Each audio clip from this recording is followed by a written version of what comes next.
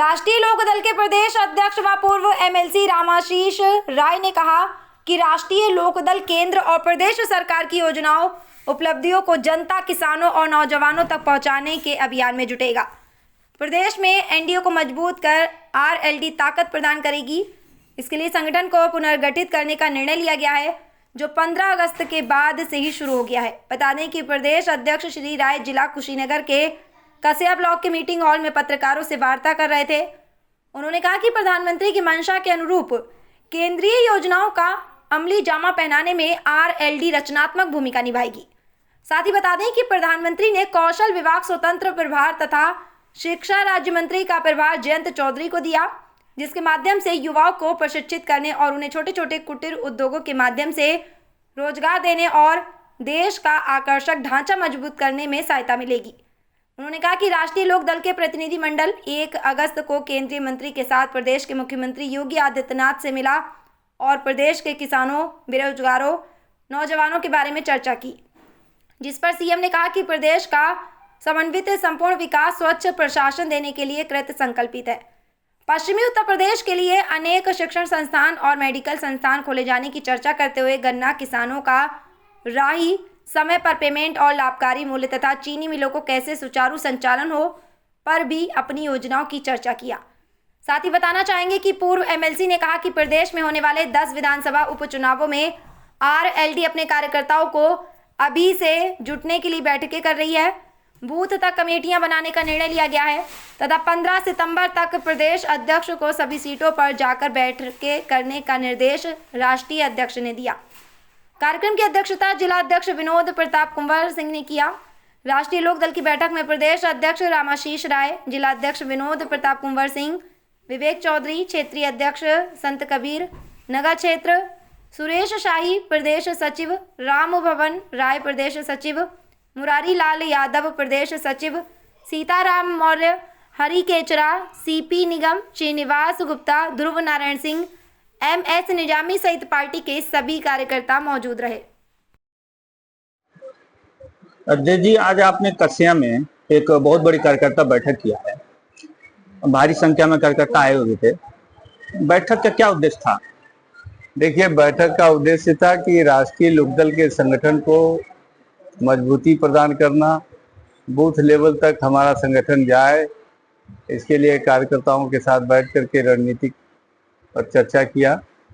और दूसरी बात हम लोगों की महत्वपूर्ण रही कि हमारे नेता जयंत चौधरी को प्रधानमंत्री जी ने महत्वपूर्ण विभाग दिया है कौशल विकास।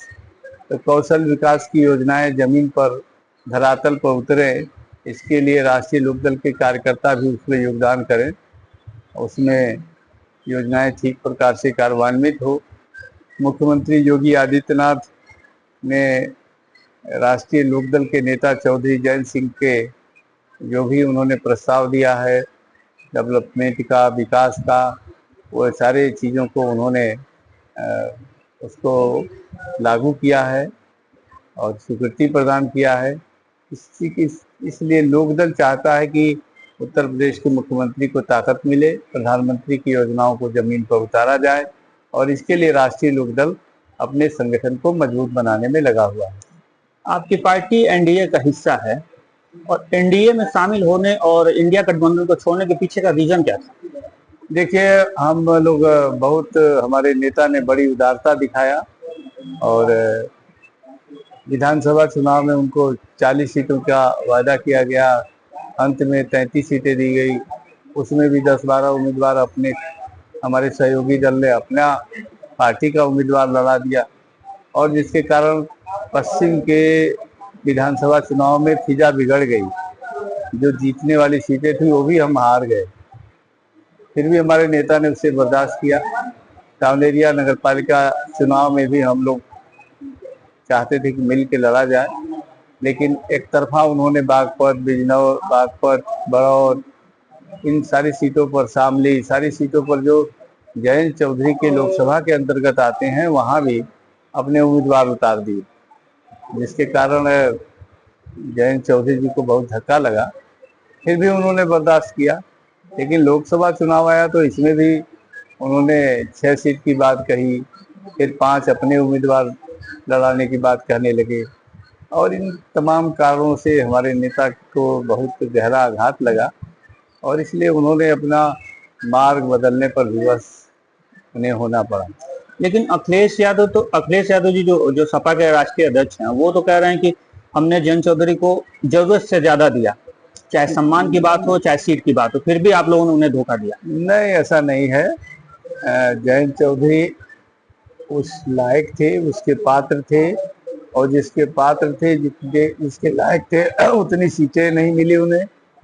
चौधरी चरण सिंह की जो सबसे बड़ी विरासत है वो जयंत चौधरी के साथ है।